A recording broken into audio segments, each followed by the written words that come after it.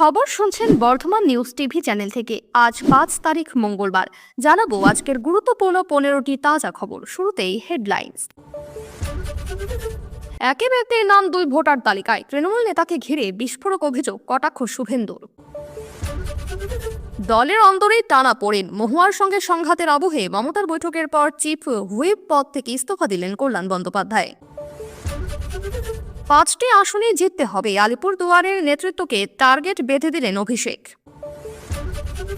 ইংরেজি বলা সুন্দরী মহিলার যদি দলে দাম থাকবে, বোঝাই যাচ্ছে কি কালচার। মহুয়া কল্যাণ সংঘাত এবার আরও প্রকাশ্যে। একটি কঙ্কাল ও পরকীয়া, অস্তিতে ফাঁস সিনেমাকে হার মানানো হত্যা রহস্য। অনুব্রতর পর এবার পুলিশের প্রতি ক্ষোভ উগরে দিলেন মন্ত্রী সিদ্দিকুল্লাহ চৌধুরী। একই সঙ্গে দিলেন মন্তেশ্বর থানা ঘেরাওয়ের হুঁশিয়ারি। বর্ধমানে নিয়ন্ত্রণ হারিয়ে রাস্তার ধারে উল্টে গেল যাত্রী বোঝাই বাস, মৃত্যু বৃদ্ধের, জখম 27। পোস্ট অফিসে কারচুপি, গ্রাহকদের 8 লক্ষ টাকা গায়েব, হুলস্থুল কাণ্ড মেদিনীপুরে। দুর্গাপুজোর অনুদান নিয়ে ফের হাইকোর্টে মামলা, রাজ্যের অডিট রিপোর্ট প্রকাশের দাবি। ডগবাবুর পর বিহারে আবাসিক শংসাপত্র পেতে অনলাইনে আবেদন কাকের, এফআইআর দায়ের।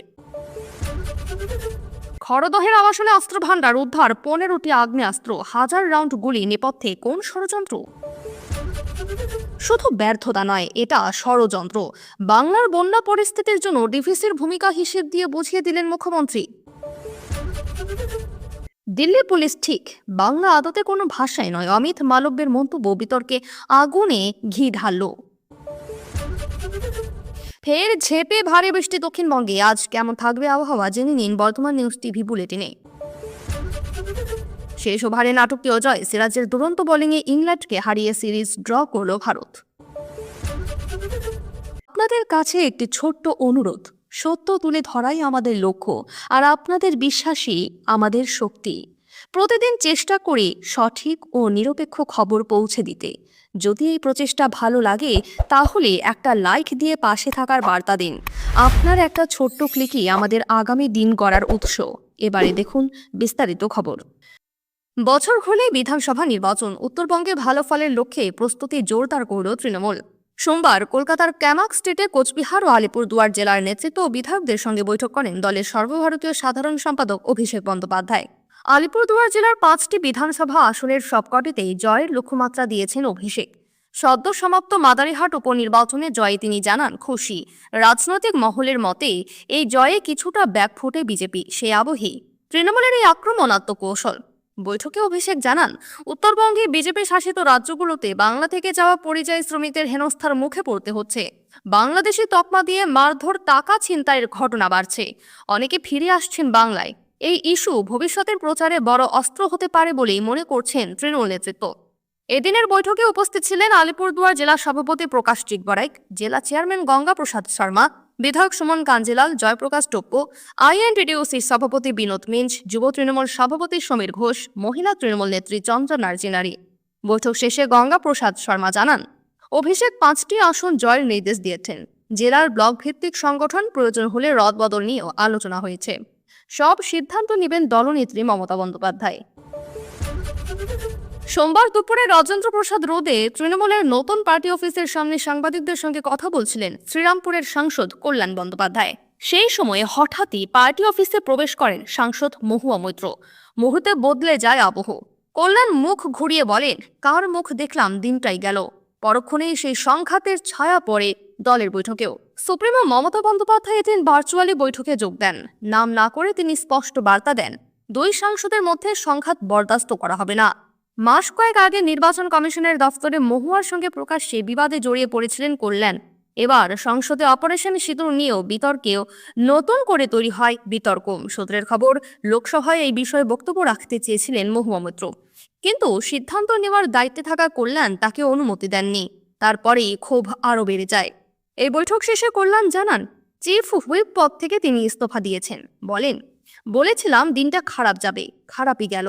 সরাসরি নাম না করলেও ফের মহুয়াকে নিশানা করে বলেন, ইংরেজি বলা সুন্দরী মহিলাদের যদি দলে দাম থাকে তাহলে থাক, ভালো শাড়ি পরলেই বড় হওয়া যায় না। কল্যাণের অভিযোগ, আমি দলের শীর্ষ নেতৃত্বকে জানিয়েছি, ফল হয়নি। আমি মধ্যবিত্ত, নিজের সম্মান বিকিয়ে দিতে পারি না। যদি আমাকে গালাগাল দিয়ে কেউ জনপ্রিয় হয়, সেটা দলের বিবেচনা।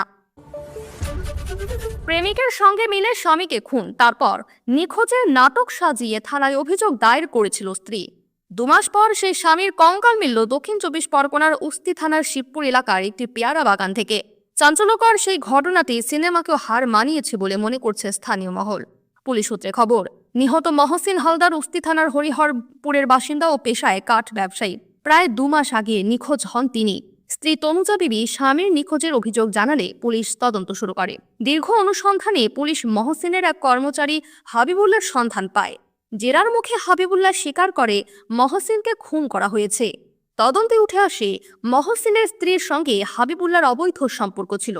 সেই সম্পর্কের পথের কাঁটা ছিলেন মহসিন, তাই দুজনে মিলে তাকে সরানোর ছক কষে। বাড়িতে কেউ না থাকার সুযোগে ভারী বস্তু দিয়ে মাথায় আঘাত করে খুন করা হয় মহসিনকে। তনুজাও সেই হত্যায় সক্রিয়ভাবে সাহায্য করে। পরে মৃতদেহ শিবপুরের একটি স্কুলের পাশে পেয়ারা বাগানে পুঁতে দেওয়া হয়। খুনের পর সন্দেহ দূর করতে তনুজা নিজেই থানায় নিখোঁজ ডায়েরি করে, কিন্তু পরে পুলিশ জানতে পারে স্বামীর মৃত্যুর কিছুদিনের মধ্যেই তনুজা ও হাবিবুল্লাহকে একসঙ্গে ডায়মন্ড হারবারের একটি হোটেলে দেখা গিয়েছিল। সেই সূত্র ধরেই তদন্তের মোড় ঘোরে। ডায়মন্ড হারবার পুলিশ জেলার অতিরিক্ত পুলিশ সুপার মিথুন কুমার দে জানান, সোমবার শিবপুরের ওই বাগানে মাটি খুঁড়ে কঙ্কাল উদ্ধার করা হয়েছে। ডিএনএ পরীক্ষার জন্য পাঠানো হয়েছে। গ্রেফতার হয়েছে তনুজা ও হাবিবুল্লাহ। চলছে পুলিশি হেফাজতে জিজ্ঞাসাবাদ। ঘটনার খবর ছড়িয়ে পড়তেই এলাকায় তীব্র চাঞ্চল্য ছড়িয়েছে। ভয়াবহ দুর্ঘটনার কবলে যাত্রী বোঝাই বাস, নিয়ন্ত্রণ হারিয়ে রাস্তার ধারে উল্টে যায়। দুর্ঘটনায় মৃত্যু হয়েছে এক ব্যক্তির, 27 জন যাত্রী জখম হয়ে হাসপাতালে ভর্তি। সোমবার দুপুরে ঘটনাটি ঘটেছে বর্ধমানের দেওয়ানদিঘির কুরমুন এলাকায়। পুলিশ ও স্থানীয় সূত্রে জানা গিয়েছে, বর্ধমান নবদ্বীপ রুটের একটি বাস এদিন দুর্ঘটনার কবলে পড়ে। বাসটি নবদ্বীপ যাচ্ছিল বলে খবর। বৃষ্টি হওয়ার কারণে রাস্তা ভিজেছিল। কুরমুন এলাকার কাছে বাসটি নিয়ন্ত্রণ হারিয়ে ফেলে। রাস্তার ধারে গিয়ে বাসটি উল্টে যায়। বিকট শব্দ শুনে অকুস্থলে ছুটে যায় স্থানীয়রা। খবর দেওয়া হয় শক্তিনগর থানায়। স্থানীয়রাই যাত্রীদের উদ্ধারের জন্য হাত লাগায়।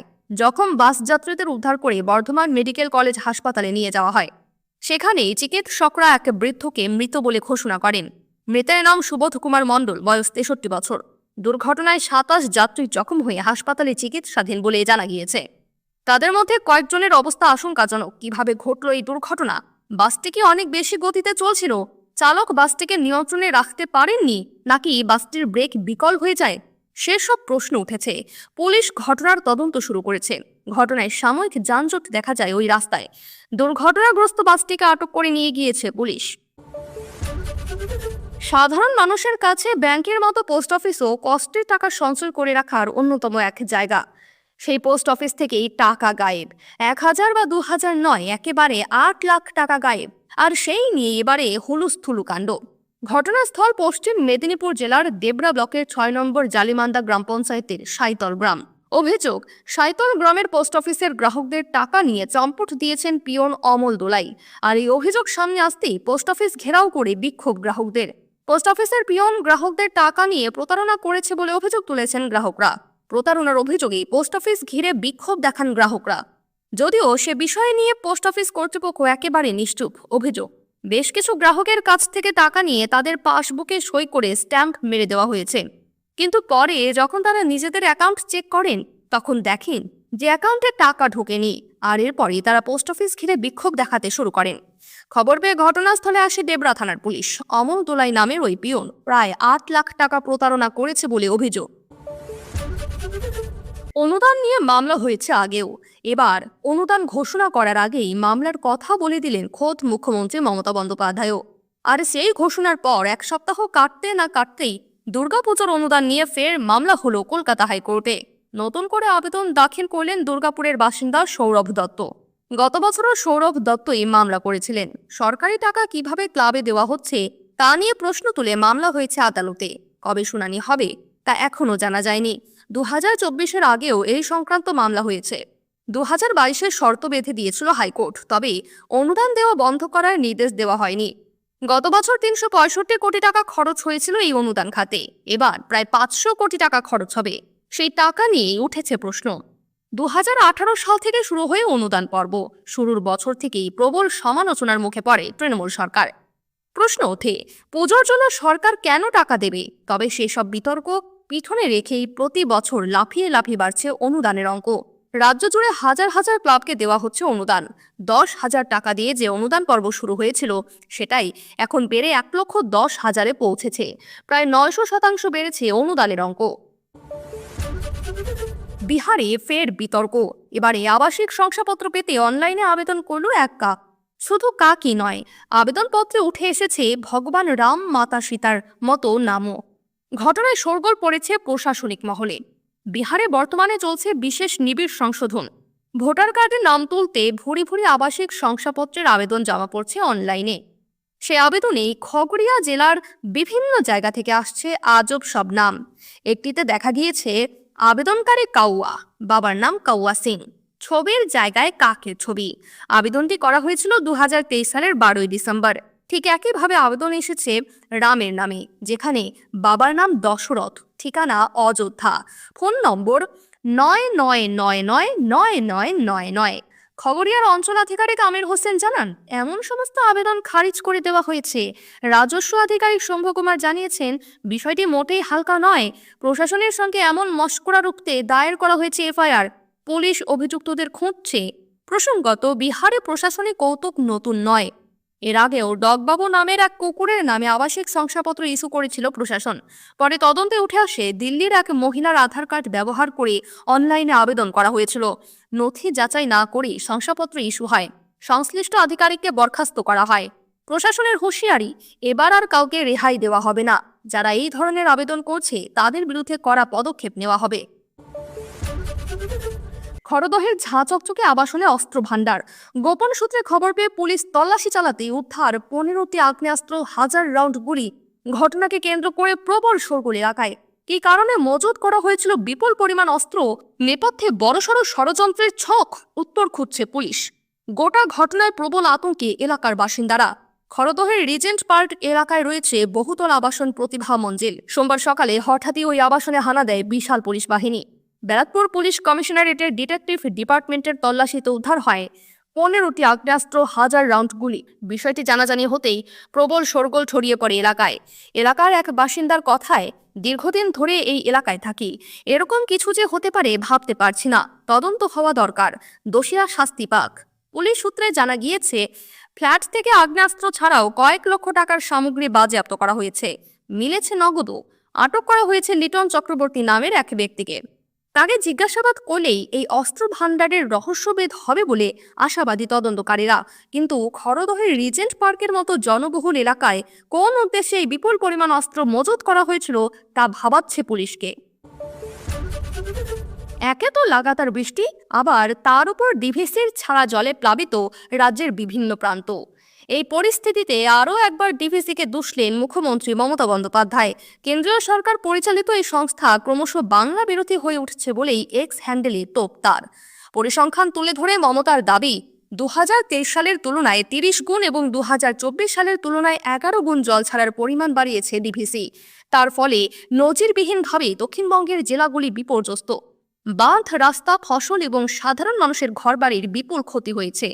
বর্তমান প্লাবন পরিস্থিতিকে ম্যানমেড বিপর্যয় বলেও উল্লেখ করেন তিনি। জল ছাড়ার পরিমাণ বৃদ্ধির নেপথ্যে গভীর ষড়যন্ত্রের গন্ধ পাচ্ছেন উদ্বিগ্ন মমতা। তার কথায়, বাংলায় বন্যা ঘটানোর জন্য জল ছাড়ার পরিমাণ যেভাবে ক্রমাগত বাড়ছে, তা অত্যন্ত মর্মান্তিক ও উদ্বেগজনক। এর মধ্যে আমি স্পষ্টই গভীর ষড়যন্ত্র দেখতে পাচ্ছি। উল্লেখ্য, হাওড়া, হুগলি, উত্তর ও দক্ষিণ 24 পরগনা, পূর্ব মেদিনীপুর, পশ্চিম মেদিনীপুরের ঘাটালের অবস্থা খুবই খারাপ। জলের তলায় গ্রামের পর গ্রাম। বহু জায়গা থেকে ইতিমধ্যেই অন্যত্র সরিয়ে নিয়ে যাওয়া হয়েছে বাসিন্দাদের। খাবার, জলের পর্যাপ্ত ব্যবস্থাও করেছে প্রশাসন। মমতার অভিযোগ, না জানিয়ে বারবার জল ছাড়ে ডিভিসি।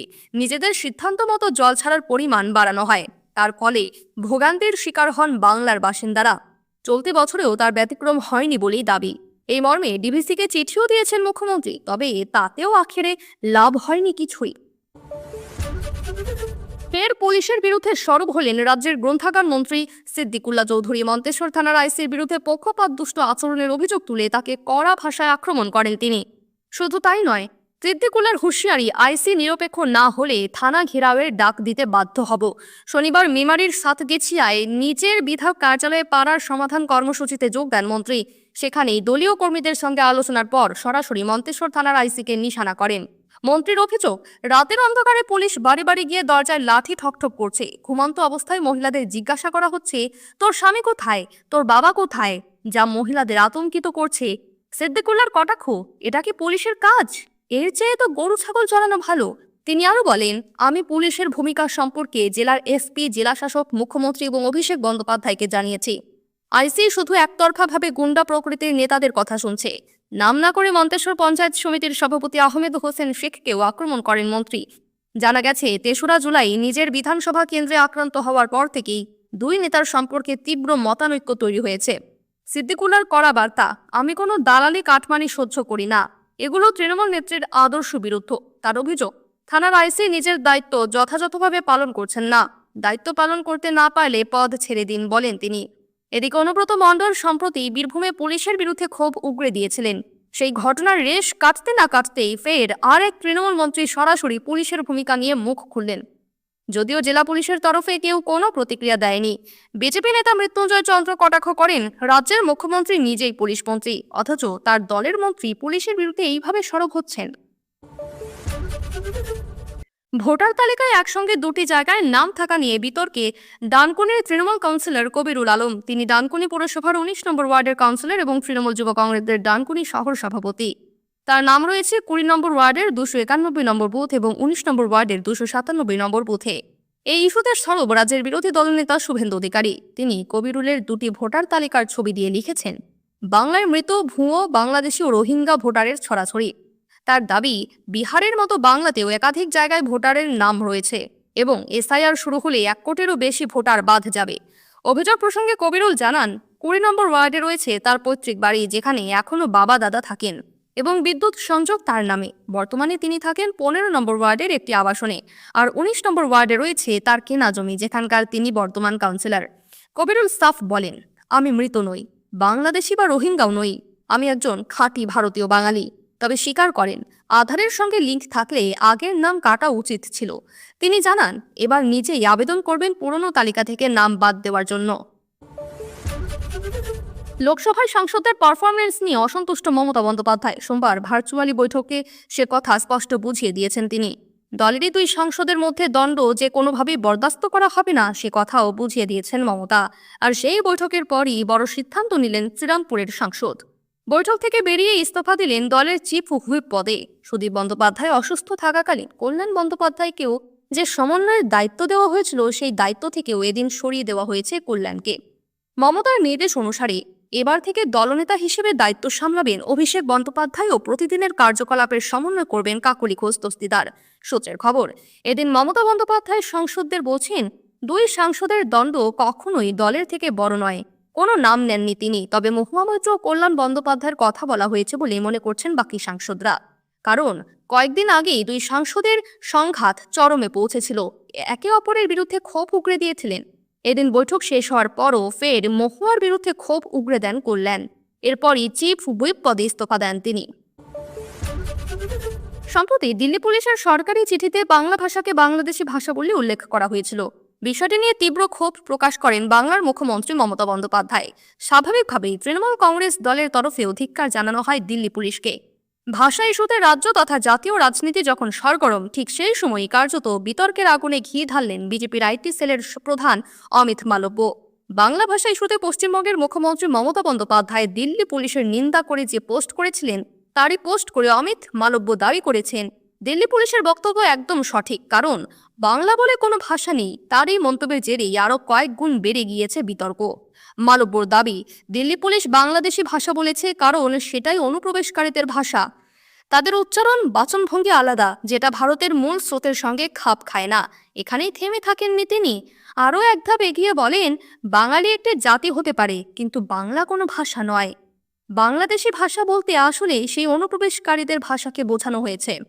এর সঙ্গে পশ্চিমবঙ্গের কোনো সম্পর্ক নেই। তার এই মন্তব্যকে কেন্দ্র করে তীব্র প্রতিক্রিয়া তৈরি হয়েছে রাজ্য রাজনীতিতে। মালব্য যেখানে বাংলাকে ভাষার স্বীকৃতি দিতেই অস্বীকার করছেন, সেখানে এটিকে সাংবিধানিক অপমান বলে কটাক্ষ করছেন তৃণমূল নেতৃত্ব। থামার নাম নেই। কখনো হালকা আবার কখনো ভারী বৃষ্টির তোলপাড় চলছে দক্ষিণবঙ্গে। উত্তরের জেলাগুলিতেও দুর্যোগ। কবে বর্ষণ কমবে সেই প্রশ্নই এখন সকলের মনে। এরই মধ্যে খারাপ খবর দিল আবহাওয়া দপ্তর। ফের একবার ভারী বৃষ্টি শুরু হবে দক্ষিণবঙ্গে। তার আগে মঙ্গলবার কেমন থাকবে আবহাওয়া, আগাম আপডেট জেনে নিন। আবহাওয়া দপ্তর জানাচ্ছে মঙ্গলবার দক্ষিণবঙ্গে ভারী বৃষ্টি হবে না। দক্ষিণবঙ্গের সব জেলাতেই বিক্ষিপ্তভাবে বজ্রবিদ্যুৎ সহ বৃষ্টিপাতের পূর্বাভাস আগামী দুদিন। কলকাতাতেও দফায় দফায় বৃষ্টি চলবে, তবে বৃহস্পতিবার ফের ভারী বৃষ্টিতে ভিজতে পারে দক্ষিণবঙ্গ। বুধবার পর্যন্ত বিক্ষিপ্তভাবে বজ্রবিদ্যুৎ সহ বৃষ্টি হতে পারে কিছু জায়গায়। মঙ্গলবার অধিক বৃষ্টির পূর্বাভাস উত্তর চব্বিশ পরগনা, দক্ষিণ চব্বিশ পরগনা, পূর্ব বর্ধমান, পশ্চিম বর্ধমান, মুর্শিদাবাদ, বীরভূম এবং নদিয়ায়। ভারী বৃষ্টি হবে না, হালকা থেকে মাঝারি বৃষ্টির সঙ্গে ঝোড়ো হাওয়া বইতে পারে। বুধবার থেকে বাড়বে তাপমাত্রা, দোসর হবে আর্দ্রতাজনিত অস্বস্তি। বৃহস্পতিবার থেকে দক্ষিণবঙ্গে ভারী বৃষ্টির পূর্বাভাস রয়েছে। ওভাল টেস্টের পঞ্চম দিনে মোহাম্মদ সিরাজের দুর্ধর্ষ স্পেলের ওপর ভর করে শেষ টেস্ট জিতে নিল ভারত। একই সঙ্গে হার মাচিয়ে সিরিজ ড্র করল শুভমনের নেতৃত্বাধীন ভারতীয় স্কোয়াড। 5 ম্যাচের এই টেস্ট সিরিজে চতুর্থ টেস্টের পর 2-1 ফলাফলে এগিয়েছিল ইংল্যান্ড। তবে ওভালে শেষ টেস্টে অধিনায়ক বেন স্টোকসকে ছাড়াই পঞ্চম টেস্ট খেলতে নামে ইংল্যান্ড। প্রথমে ব্যাট করে টিম ইন্ডিয়া প্রথম ইনিংসে তোলে 224 রান। জবাবে ইংল্যান্ডের প্রথম ইনিংস শেষ হয় 247 রানে। দ্বিতীয় ইনিংসে 396 রান করে ভারত, 100 রান করেন যশস্বী জয়সওয়াল। ইংল্যান্ডের দ্বিতীয় ইনিংসের প্রথম দিকে তারা জয়ের একটা আশা জাগিয়েছিল বটে, তবে ম্যাচের চতুর্থ দিনের শেষ বেলা থেকেই ভারতীয় পেসারদের দাপটে কোণঠাসা হয়ে পড়ে ইংল্যান্ডের ব্যাটাররা। ওভাল টেস্টের শেষ দিনে জয়ের জন্য ইংল্যান্ডের প্রয়োজন ছিল 35 রান, এদিকে ভারতের দরকার ছিল 4 উইকেট। এদিনের এই কাঙ্ক্ষিত 4 উইকেটের মধ্যে 3 নিলেন সিরাজ। প্রসিদ্ধ কৃষ্ণের ঝুলিতে গেল 1 উইকেট। কার্যত ভারতের এই দুর্ধর্ষ বোলিংয়ে ভর করেই এদিন ম্যাচটি 6 রানে জিতে 2-2 ফলাফলে সিরিজ ড্র করল ভারত। খবর শেষ হলো।